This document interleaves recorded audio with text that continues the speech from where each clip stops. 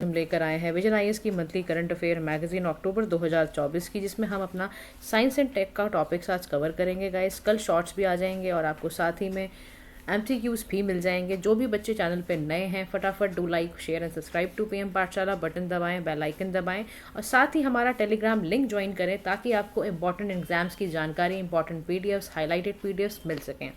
उसका लिंक आपको मिलेगा चैनल के डिस्क्रिप्शन बॉक्स में। तो बहुत देरी ना करते हुए जल्दी से टॉपिक शुरू करते हैं। हमारा 8th टॉपिक है drug quality in India. India की ड्रग क्वालिटी के बारे में डिस्कस होगा। बहुत ध्यान से सुनना है इस टॉपिक के बारे में। अब सबसे पहले ये न्यूज़ में इसलिए रहा क्योंकि जो सीडीएसको है, सीडीएसको बोले तो central drugs standard control organisation है, जो कि डायरेक्ट कर रही है मैन्युफैक्चरर्स को कि 49 मेडिसिन के अंदर उनको बोला गया है अपने प्रोडक्ट्स को रिकॉल करने के लिए, क्योंकि उनके प्रोडक्ट्स में, उन सैंपल्स में ऐसा पाया गया है कि वो स्टैंडर्ड क्वालिटी मीट नहीं कर रही हैं। तो ध्यान से समझना, मैन्युफैक्चरर्स के ऊपर ये साफ साफ ऐसा बोल दिया गया है कि इस तरह का देखने में आया है कि आपका जो प्रोडक्ट है, आपकी जो मेडिसिन है, वो स्टैंडर्ड क्वालिटी की नहीं है। ऐसी 49 मेडिसिन, ऐसी 49 दवाइयाँ मिली हैं, 49 मेडिसिन मिली हैं। और अगर आप जाते हो तो समझते हैं कि ये फेल क्यों हुआ, क्यों कहा जा रहा है कि एक स्टैंडर्ड क्वालिटी मीट नहीं करता है।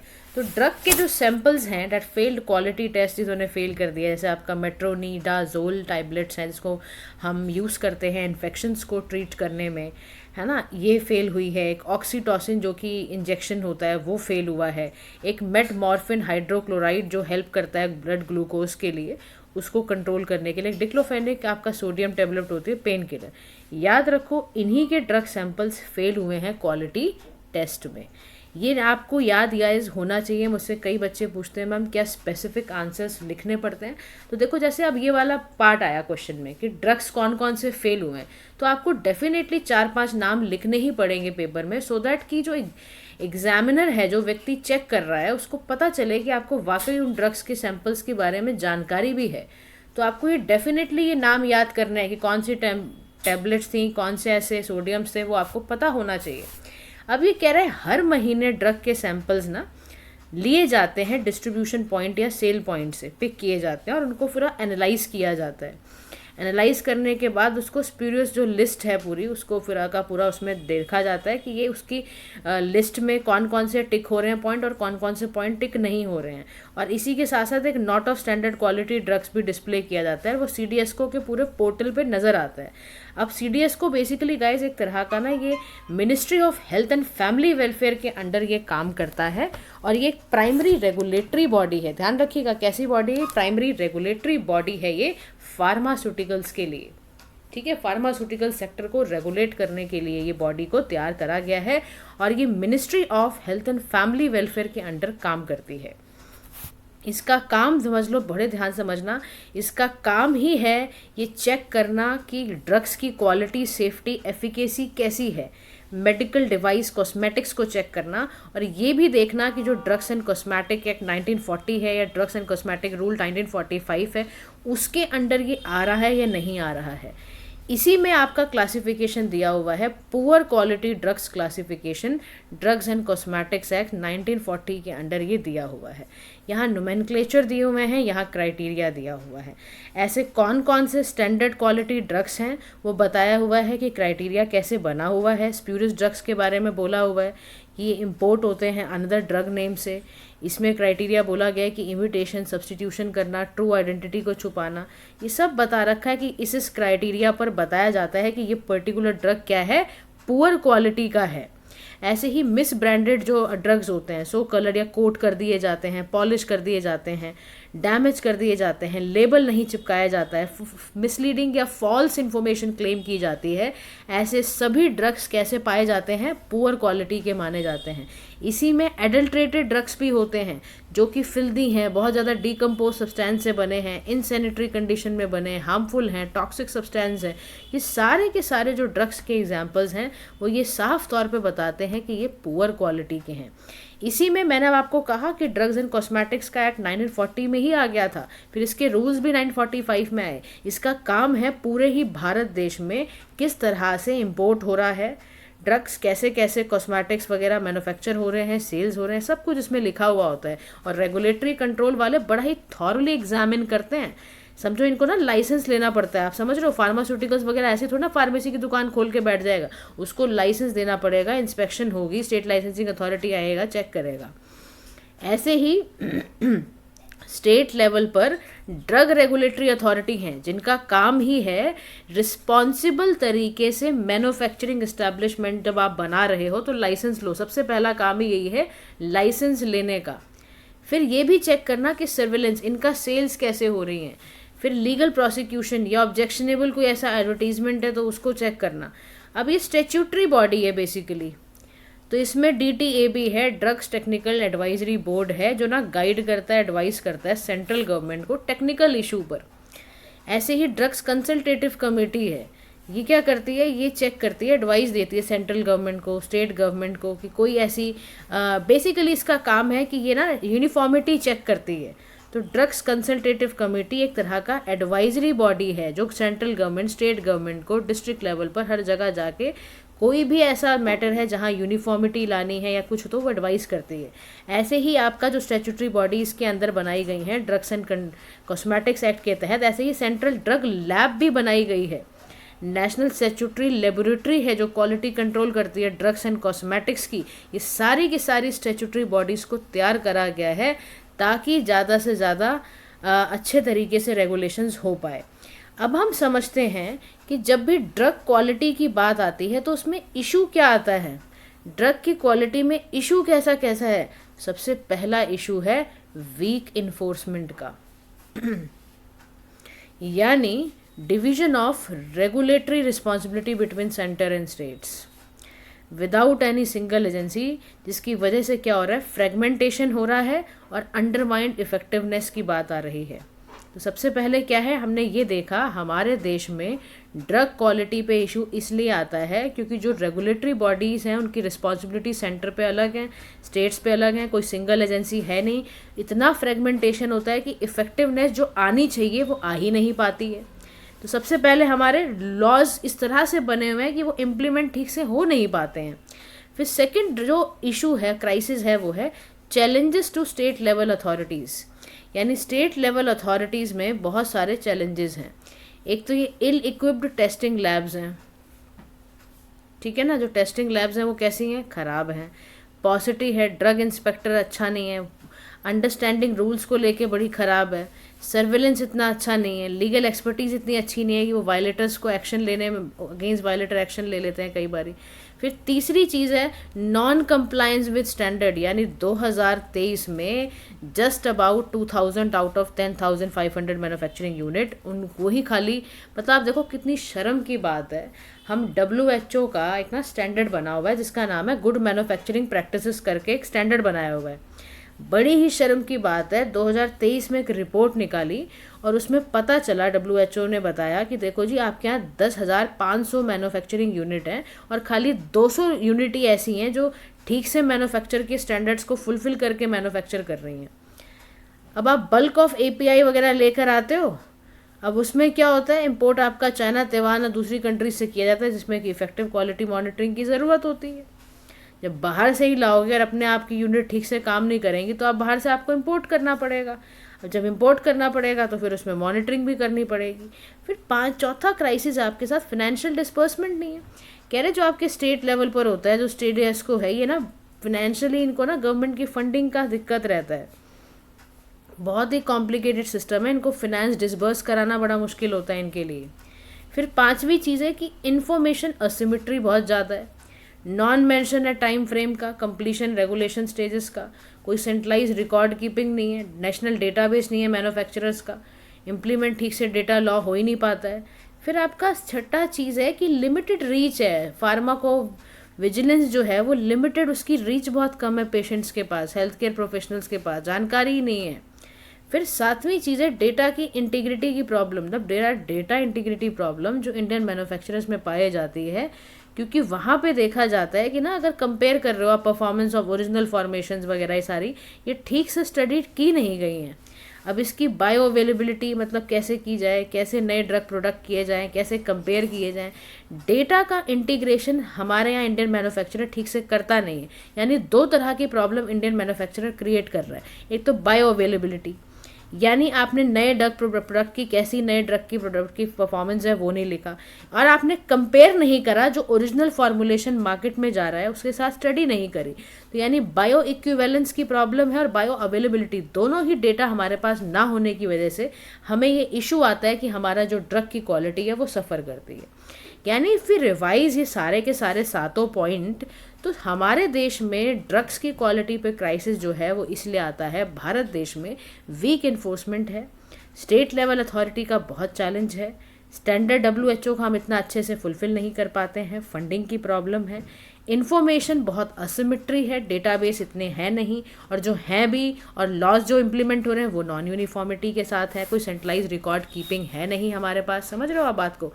फिर फार्माको विजिलेंस बड़ा इतना अच्छा है नहीं हमारे पास, समझ रहे हो। Among patient health care professionals में लिमिटेड रीच है और डेटा इंटीग्रिटी का क्राइसिस है। अब हम समझते हैं कि ऐसे कौन से मेजर्स लिए जाएं जिससे ये समस्या जो है हमारी ख़त्म हो, ताकि हमारा जो क्वालिटी ऑफ ड्रग है वो अच्छा हो जाए। तो उसके लिए क्या करना चाहिए, स्ट्रेंथन करना चाहिए, स्टेट ड्रग रेगुलेटरी सिस्टम बनाओ। सबसे पहला काम करना है कि स्टेट्स का ड्रग रेगुलेटरी सिस्टम स्ट्रेंथन करो, यानी जो सेंट्रली स्पॉन्सर्ड स्कीम है, यानी जो जिसमें स्टेट और सेंटर दोनों अपना अपना पार्टिसिपेशन देंगी और लेबोरेटरी इंफ्रास्ट्रक्चर को अपने देश में सबसे ज़्यादा अच्छा करेंगी, या जितनी भी existing state drug controller offices हैं उसको अपग्रेड करना है। फिर सेकंड चीज़ है अमेंडमेंट टू DCA 1940, यानी जो drugs and cosmetic act amendment act 2008 है, उसमें स्ट्रिंजेंट पेनाल्टी लगानी है मैन्युफैक्चर करने की, या जो भी एडल्ट्रेटेड ड्रग्स हैं, स्पीरियड ड्रग्स हैं, या कॉग्निजेबल ऑफेंस है, नॉन बेलेबल। ये ध्यान रखना ज़रूरी है कि अगर आपने ये जो एक्ट बनाया है, इस एक्ट में 2008 में बहुत बोला गया था कि जो भी मैन्युफैक्चरर एडल्ट्रेटेड ड्रग बनाएगा, स्पीरियस ड्रग्स बनाएगा, तो ऐसा व्यक्ति को कॉग्निजेबल और नॉन बेलेबल, ध्यान रखना कौन सा ऑफेंस में उसको फंसाया जाएगा। इसके लिए पेनल्टी बहुत ज़बरदस्त रखी गई है, क्योंकि इनकी पेनल्टी को ऐसा रखना बहुत ज़रूरी था। तो इनकी जो है ना कॉग्निजेबल रखी गई है, ठीक है। तो ये बात हमें ध्यान में रखना है कि इसमें ऐसा भी एक पार्ट आ गया है। अच्छा, तो आपको पता ही है, उसके बाद कॉग्निजेबल बेल ऑफेंस ऐसा लग गया तो ये काम कर दो, स्ट्रिंजेंट कर दो पेनल्टी। फिर तीसरी चीज़ करनी है amendment to drugs and cosmetic rule 1945, यानी आपको इंस्पेक्शन करनी है। जो भी मैन्युफैक्चर एस्टैब्लिश मैंडेटरी जो भी बना रखा है उन्होंने, जब भी आप मैन्युफैक्चरिंग लाइसेंस दे रहे हो उससे पहले सेंट्रल और जो स्टेट ड्रग इंस्पेक्टर हैं वो मैंडेटरी इंस्पेक्शन ज़रूर करें, यानी पूरा रिवाइज कर लें, WHO GMP के स्टैंडर्ड के अकॉर्डिंग उसको रिवाइज कर लें। फिर रीवैम्पिंग करनी है pharmaceutical technology upgradation assistance scheme, यानी सरकार क्या करे अपनी एलिजिबिलिटी को एक्सपेंड करते हैं MSME के बियॉन्ड, ताकि कोई भी अगर फार्मास्यूटिकल मैन्युफैक्चरिंग यूनिट है जिसका टर्नओवर 500 करोड़ से नीचे है, वो टेक्नोलॉजी और क्वालिटी अपग्रेडेशन में ये प्रॉब्लम क्रिएट ना करे। तो हमें क्या करना है, हमें गवर्नमेंट को MSME के बियॉन्ड आगे एलिजिबल ऐसा बनाना है कि जो भी फार्मास्यूटिकल मैन्युफैक्चरिंग यूनिट 500 करोड़ के बिलो भी अगर टर्नओवर है, उसको भी अगर हम क्वालिटी टेक्नोलॉजी अगर प्रोवाइड करेंगे तो वो भी अच्छे से काम करेगा। तो यहाँ पर हमें क्या सिखाया जा रहा है, हमें यहाँ ये सिखाया जा रहा है कि फार्मास्यूटिकल जो ऐसी यूनिट्स हैं उनके साथ टेक्नोलॉजी अपग्रेडेशन वाला काम अगर आप करोगे तभी वो ठीक से काम कर पाएंगी, ठीक है। फिर स्पेशल कोड बनाओ, स्टेट एंड यूटीज अगर स्पेशल कोड सेटअप करेंगी ट्रायल के लिए, ऑफेंसेस के लिए, तो उससे भी केसेस फटाफट रिजॉल्व होंगे। तो आप समझ रहे हो, तो क्वालिटी इंश्योर रहेगी, सबको डर होगा कि भाई ये केस तो कोर्ट स्पेशल कोर्ट्स में चला जाएगा और फिर तो बहुत जल्दी काम होगा। तो अब ये काम हमें करने पड़ेंगे तभी हम इस पर चल पाएंगे अच्छे से। तो वे फॉरवर्ड में कह रहा है कि और भी कुछ बातों का ध्यान रखना है, कह रहा है जैसे कि यूनिफॉर्मिटी के लिए हमें करना पड़ेगा काम। कह रहा है कि क्या करना है, कह रहा है uniform drug regulatory standard nation wide में आपको बनाने हैं, ताकि जो ग्रेटर सेंट्रलाइजेशन पावर्स का है ना, CDS को है या एम्पावर करना है SDRA to partner effectively with CDS को, ताकि ये काम हो पाए। फिर स्ट्रेंथन करना है रेगुलेशंस को, यानी प्रायोरिटाइज करना है, इन्वेस्ट करना है रेगुलेटरी रिसोर्सेज में, ये ग्रांट करना, मैन्युफैक्चरिंग लाइसेंस, इंस्पेक्शन करना, सैम्पलिंग करना, टेस्टिंग करना, ये करना है। और फाइनेंसिंग के लिए क्या करना है, financial autonomy, revenue generation, disbursement में ध्यान देना है, ताकि एफिशिएंट फंक्शनिंग हो ड्रग रेगुलेटरी अथॉरिटीज़ का। कोई डिले अगर हो रहा है या कोई कॉम्प्लिकेटेड लेंदी अप्रूवल सिस्टम है, वो सारी चीज़ें ठीक हो पाएँ। और लिवरेजिंग डिजिटल टेक्नोलॉजीज़, यानी हमें क्या करना है, पेशेंट की सेफ्टी मॉनिटर करनी है, जगह जगह हमें मॉनिटर करना चाहिए उसका, और ये भी देखना चाहिए फार्माकोविजिलेंस का भी ध्यान रखना चाहिए। तो यानी हमें अगर हमारे पास टेक्नोलॉजी का भी, डिजिटल टेक्नोलॉजी का भी मदद मिल जाएगा, तो आप सोचो पेशेंट के लिए भी हम कितना अच्छा काम कर पाएंगे। और जो हमें प्रॉब्लम आती है कि अवेयरनेस पेशेंट तक नहीं होती है ड्रग्स की क्वालिटी की, वो भी उसको मिलनी शुरू हो जाएगी। ये सारा ही काम हमें करना पड़ेगा अगर हम चाहते हैं ड्रग्स की क्वालिटी को इन्हांस करना। ठीक है, अब हम चलते हैं अपने लास्ट टॉपिक की और शॉर्ट्स होगा वो कल हम करेंगे विद एमसीक्यूज। आज हम करते हैं क्योंकि शॉर्ट्स ना गाइस बहुत ज़्यादा हैं और मैं चाहती नहीं हूँ कि बहुत ज़्यादा बड़ी बड़ी वीडियोस बनाई जाएं, क्योंकि उससे फिर ना आप बोर हो जाओगे और फिर इतना ध्यान नहीं लगाओगे। तो जितना आपका कंसंट्रेशन टाइम होता है मैं उसी हिसाब से करती हूँ काम। अच्छा, न्यूज़ में एंटी माइक्रोबियल रेजिस्टेंस रहा, जिसको हम AMR कहते हैं। न्यूज़ में इसलिए रहा क्योंकि 79th की UN की जनरल असेंबली मीट हुई और हाई लेवल पर मीट थी, और टॉपिक यही था anti microbial resistance. Global leaders ने ना ये साफ तौर पे पॉलिटिकली डिक्लेयर करा है कि भाई एंटी माइक्रोबियल रेजिस्टेंस को अप्रूव किया जाए। अब क्या है ये, क्यों इतना ध्यान दिया जा रहा है, स्पेशली इसके लिए हाई लेवल की मीटिंग बुलाई जा रही है, नहीं मुद्दा बड़ा गंभीर है।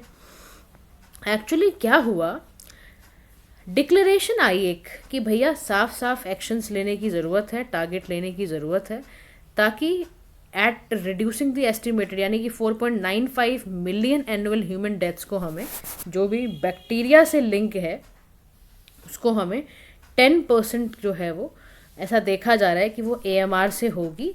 और बाय 2030 हमें देखने को मिलेगा कि जो 4.95 मिलियन एनुअल ह्यूमन पॉपुलेशन है उसकी मृत्यु हो जाएगी। उसको रिड्यूस करने के लिए ये काम ज़रूरी है कि हम रोकें भाई इसको।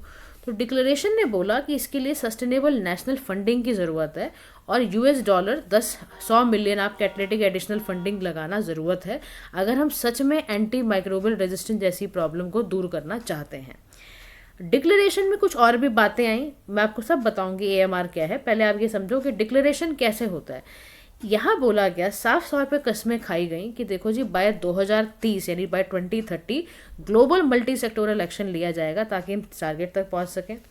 ह्यूमन हेल्थ के लिए बोला गया कि 70% जो एंटीबायोटिक्स हैं वो ह्यूमन हेल्थ ग्लोबली यूज़ किए जाएँ, WHO एक्सेस ग्रुप एंटीबायोटिक्स के रूप में हो पाए। एग्रीकल्चर एनिमल हेल्थ के लिए मीनिंगफुली रिड्यूस बोला गया है, क्वांटिटी को करना एंटी माइक्रोबियल्स का, ताकि ग्लोबली आपका एग्री फूड सिस्टम बाय 2030 ठीक हो पाए। इन्वायरमेंट के लिए बोला गया है, डिक्लेयर करना है अंडरस्कोर द नीड, कैसे किस तरह से प्रिवेंट करना है, कैसे एड्रेस करना है डिस्चार्ज ऑफ एंटी माइक्रोबियल्स, ये सारे पर बात है। यानी 4 तरह से डिक्लेरेशन की गई हैं। एक ग्लोबल मल्टी सेक्टोरल एक्शन लेने की ज़रूरत है। हेल्थ वाइज ये देखना है कि 70% एंटीबायोटिक्स हैं वो ह्यूमन हेल्थ में ग्लोबली यूज़ हों। एग्रीकल्चर के लिए बोला जा रहा है कि बाय 2030 जो इसका क्वांटिटी ऑफ एंटी माइक्रोबियल्स है वो यूज़ हो। और इन्वायरमेंट के लिए बोला, इसमें कसम खाई गई कि हम ना प्रिवेंट करेंगे और हम एंटी माइक्रोबियल के डिस्चार्ज को अब रोकेंगे। ठीक है, अब आओ इसके मुद्दे पर कि AMR क्या है और इसका इम्पैक्ट क्या पड़ता है। AMR यानी एंटी माइक्रोबियल रेजिस्टेंस एक ऐसी कंडीशन है, एक ऐसी स्थिति पैदा हो जाती है, और इस स्थिति में साफ तौर पे लिखा हुआ है कि व्हेन माइक्रो ऑर्गेनिज्म, जैसे कोई माइक्रो ऑर्गेनिजम्स होते हैं ना, बैक्टीरिया है, वायरस है, फंगी है, पैरासाइट है, ये ना अपने वे में चेंज हो जाते हैं, दैट रेंडर द मेडिकेशंस। अब आप क्या करते हो, आपने ना को पता नहीं है, आपको पता ही नहीं है कि बैक्टीरियल डिजीज़ है, वायरल डिजीज़ है, आपने फटाफट एंटीबायोटिक कोई भी खा लिया उठाकर।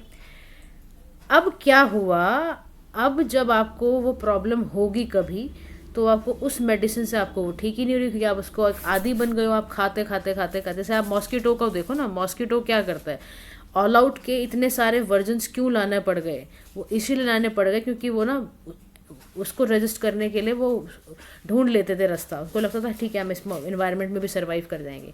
यानी जब माइक्रो ऑर्गेनिज्म जैसे कि बैक्टीरिया, वायरस, फंगी, पैरासाइट अपना वे ही बदल दें, तो मेडिकेशन अब ऐसे बंदे का कैसे क्योर होगा। मतलब आप सोचो, उस बंदे का इन्फेक्शन ही नहीं रोक पा रहे आप, क्योंकि इन्होंने तो अपने रास्ते ही बदल दिए। अब मेजर फैक्टर क्या होता है, AMR के मेजर फैक्टर इस वजह से आते हैं। सबसे पहले फार्मास्यूटिकल मैन्युफैक्चरिंग, यानी जो इंडस्ट्रियल वेस्ट होता है ना from production of active pharmaceutical ingredient, वो एक तो वहाँ से आ रहा है। फार्मेसी में फार्मास्यूटिकल का मैन्युफैक्चरिंग ऐसा है कि वेस्ट से प्रोड्यूस की जा रही हैं एंटीबायोटिक्स। फिर एग्रीकल्चर में जब आप लाइफ स्टॉक और एक्वाकल्चर में बहुत ज़्यादा एंटीबायोटिक्स यूज़ करते हो उनकी ग्रोथ के लिए, आप सोच रहे हो कि भाई इसके अंदर से और दूध निकले गाय में से, तो आपने एंटीबायोटिक खूब लगा दी, खूब ओवर यूज़ कर लिया। जैसे आप मिट्टी के साथ करते हो, खूब ओवर यूज़ करके फर्टिलाइज़र यूज़ कर लिया और एक दिन उसका सत्यानाश हो जाता है ना, बस बस बस। ऐसे ही आप एनिमल्स का शरीर खराब करते हो, एक्वाकल्चर का खराब करते हो मामला। अब हेल्थ केयर फैसिलिटी में क्या होता है, अनयूज मेडिकेशंस, इम्प्रॉपर मैनेजमेंट। आप डॉक्टर को कॉल नहीं करोगे, आप फटाफट अपने हिसाब से दवाइयाँ लेना शुरू कर देते हो, और एक्सपायर्ड ड्रग्स ले लेते हो आप, जो डिस्पोज करना था वो आपने खा गए। पेशेंट एक्सक्रीशन, ये सारी की सारी जो फैसिलिटी है वो बहुत इम्प्रॉपर होने की वजह से ऐसा हो रहा है। वेस्ट मैनेजमेंट की बात की जाए तो अनट्रीटेड वेस्ट वाटर है, लैंडफिल लेचे हैं, सीवेज एफ्लुएंट है, इनके कारण एंटी माइक्रोबियल रेजिस्टेंस बहुत ज़्यादा बढ़ रहा है। यानी एक ऐसी स्थिति बढ़ रही है जहाँ बैक्टीरिया, वायरस ये सब चेंज अपना रास्ता बदल रहे हैं, जिसमें कि कोई ऐसा मेडिकेशन रास्ता नहीं मिल रहा कि पेशेंट को कैसे ठीक किया जाए। और आप यकीन मानो 39 मिलियन डेथ हो जाएगी बाय 2050 AMR से। मतलब हर साल 2 मिलियन लोग मर रहे हैं, 20 लाख लोग मर रहे हैं। ये ऐसा लैंसेट स्टडी की रिपोर्ट ने बताया। कह रहा इंडिया के अंदर, कह रहा वर्ल्ड की बात मत सोचो, ये भारत की बात बताई जा रही है कि 20 लाख लोग भारत में मरेंगे, हर साल मरेंगे। इतना खतरनाक हो जाता है AMR।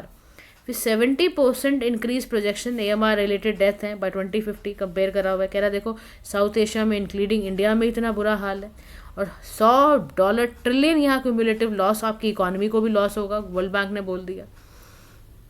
तो आपको देखो, एक तो आपको हेल्थ इंफ्रास्ट्रक्चर पे बहुत लॉस होगा, फिर आपकी पॉपुलेशन में वो कैपिटल, ह्यूमन कैपिटल के साथ लॉस है, फिर आप सोचो ना आपको फाइनेंशियली कितना नुकसान हो रहा है। इसलिए हाई लेवल मीटिंग बुलानी पड़ गई। अब why AMR is a global health threat, क्योंकि इकोनॉमिक कॉस्ट है, साफ साफ। AMR अगर होता है तो आप समझ लो $1 trillion additional health care cost आपको 2050 तक देनी पड़ेगी। ड्रग रेजिस्टेंस इन्फेक्शन फैलेंगे, एनिमल में भी प्लांट में भी, उस पर भी असर पड़ेगा, फार्म्स खराब होगा, तो फूड सिक्योरिटी कहाँ से लाओगे, कहाँ से फूड सुरक्षित करोगे आप बताओ। और पॉपुलेशन आपके देश की वैसे ही बढ़ रही है। फिर मॉडर्न मेडिसिन रिस्क में आ जाएंगी, क्योंकि आप कर ही नहीं पाओगे ट्रीट चीज़ों को, मेडिकल प्रोसीजर सारे फेल हो जाएंगे, सर्जरी ये सब, सिजेरियन सेक्शंस, कैंसर, कीमोथेरेपी और रिस्की हो जाएंगी। फिर एनवायरनमेंट वैसे ही हमारा बहुत अच्छा नहीं है, कंटेमिनेशन बहुत ज़्यादा है। फिर इम्पैक्ट ऑफ वल्नरेबल पॉपुलेशन के साथ सोचो क्या होगा, जिनका इम्यून सिस्टम वीक होता है। आप सोचो इंडिया में, आप दिल्ली आ जाओ, ठीक है, अगर आप किसी और राज्य से हो ना, आप दिल्ली आ जाओ नवंबर के महीने में, और अगर आपका इम्यून सिस्टम वीक हुआ ना, आप 1 महीने पूरा परेशान रहोगे। नवंबर दिसंबर में बहुत परेशान रहोगे, क्योंकि यहाँ बहुत पॉल्यूशन है। इम्यून सिस्टम वीक होने से ये होता है। अब एल्डरली, चिल्ड्रन, ये सारे की सारी जो पॉपुलेशन है उसको AMR रिलेटेड इन्फेक्शन बहुत तगड़ी तरह से फैलेंगे। अब उसके बाद दिक्कत ये है कि रिसर्च एंड डेवलपमेंट ऑल्टरनेटिव्स पे किया ही नहीं जा रहा था, कोई एडिक्वेट रिसर्च हो ही नहीं रही इस पर, तो पाइपलाइन कुछ मिल ही नहीं रहा कि भाई इसका क्या करना है, कैसे करना है। तो वे फॉरवर्ड में जाने से पहले ग्लोबली देखो जी, ये एक्शन लिए जा चुके हैं, चाहे वो ग्लोबल एक्शन प्लान बनाया हो एंटी माइक्रोबियल रेजिस्टेंस WHO द्वारा। WHO ने ग्लास प्रोग्राम चलाया, जिसका फुल फॉर्म है global anti microbial resistance surveillance system. एक वन हेल्थ ग्रुप लीडर्स हैं, उसका बनाया, रिएक्ट बनाया। ये सारे के सारे प्रोग्राम AMR को रोकने के लिए बनाए हुए। भारत में भी इससे रिलेटेड बड़े सारे प्रोग्राम्स किए गए हैं। National programme on AMR containment है, national action plan for AMR है, रेड लाइन कैंपेन चलाया ताकि इरेशनल यूज़ एंटीबायोटिक्स के कॉम्बैट हो पाएँ, और ऑपरेशन अमृत जिसे केरला में चलाया गया था, याद रखना ऑपरेशन अमृत का मतलब है AMR intervention for total health, ताकि हम over the counter sales of antibiotic without prescription रोक सकें। तो वे फॉरवर्ड में कह रहा है हमारी ज़रूरत है कि हम WHO की गाइडलाइंस को ज़रूर इम्प्लीमेंट करें, वेस्ट वाटर वाली, चाहे सॉलिड वेस्ट मैनेजमेंट वाली हो, और हम ऐसे टारगेट सेट करें कि हमें लिक्विड एफिलेंट को कम करना है, solid waste and zero liquid discharge जो है उसको कम करना है। और इसके लिए बोला गया करना ये है कि आपको सबसे पहले तो हैजार्ड एनालिसिस के लिए टूल्स बनाओ, इंटरनल ऑडिट और पब्लिक कम्युनिकेशन को बढ़ा दो, एक्सटर्नल ऑडिट भी करो, सर्टिफिकेशन वगैरह देना शुरू कर दो जहाँ पे अच्छी परफॉर्मेंस हो रही है, वेरीफाई करते रहो उनको टारगेट्स के साथ। और वन हेल्थ अप्रोच तो आपको करना ही पड़ेगा।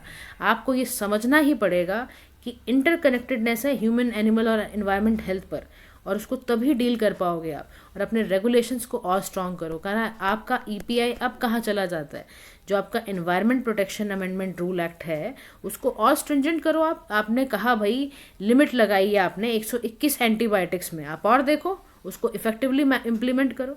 एग्रीकल्चर ऑपरेशन करना भी ज़रूरत है। आप देखो आपको ऑर्गेनिक फार्मिंग तो देखो करनी ही पड़ेगी, और साथ में ध्यान रखना पड़ेगा कि एंटीबायोटिक जो बहुत ज़्यादा आप लाइफ स्टॉक एक्वाकल्चर में यूज़ कर रहे हो उसको लिमिट लगाओ, और रिस्पॉन्सिबल तरीके से यूज़ करना है हेल्थ केयर फैसिलिटीज़ का, एंटीबायोटिक्स का। और इसी से रिलेटेड यहाँ पर नए यहाँ पर डेफिनेशन दी गई हैं न्यू ड्रग्स को लेके, चाहे ड्रग्स टेक्निकल एडवाइजरी बोर्ड है उसमें जितने भी एंटीबायोटिक्स हैं उसको इंक्लूड करना, और जिसमें ड्रग टेक्निकल एडवाइजरी बॉडी एक तरह की highest statutory decision making body है टेक्निकल मैटर्स में। ऐसे ही under rule of 122E drug and cosmetic rule 945 है, नया ड्रग है ये, और ये रिकॉग्नाइज हुआ हो ना हुआ हो but we have to be very safe तरीके से चलना पड़ेगा। हमें मिसयूज़ ऑफ एंटीबायोटिक्स को रोकना है, और ये काम है ड्रग टेक्निकल एडवाइजरी बोर्ड का। तो ये काम करना हमारे लिए ज़रूरत है ताकि हम इसको डील कर पाएँ। तो गाइस आज के लिए इतना ही, शॉर्ट्स के लिए हम कल मिलेंगे, एमसीक्यूज़ भी हम कल करेंगे। तो अब सारी वीडियोस को अच्छे से कंसोलिडेट करके कल मिलते हैं। Thank you so much for listening, do like share and subscribe to PM Pathshala. Have a nice day to all.